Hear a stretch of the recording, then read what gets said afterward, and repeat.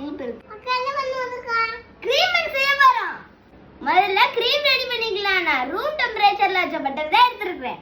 இந்த பட்டர் கூட condensed milk சேர்த்துக்கலாம். இப்போ இத நல்லா மிக்ஸ் பண்ணிக்கலாம்.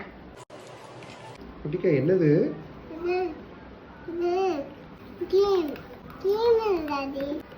உங்கள்கிட்ட கண்டென்ஸ்ட் மில்க் இல்லைன்னா சீனி கூட சேர்த்துக்கோங்க. டேஸ்ட் என்ன கொஞ்சம் கம்மியா இருக்கும்.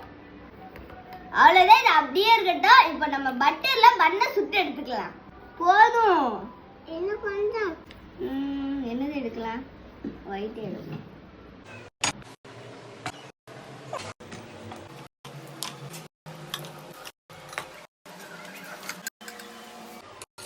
பண்ணை ரெண்டா ஆட்டிக்கலாம். இப்போ கிரீம் மேல எடுத்துக்கலாம்.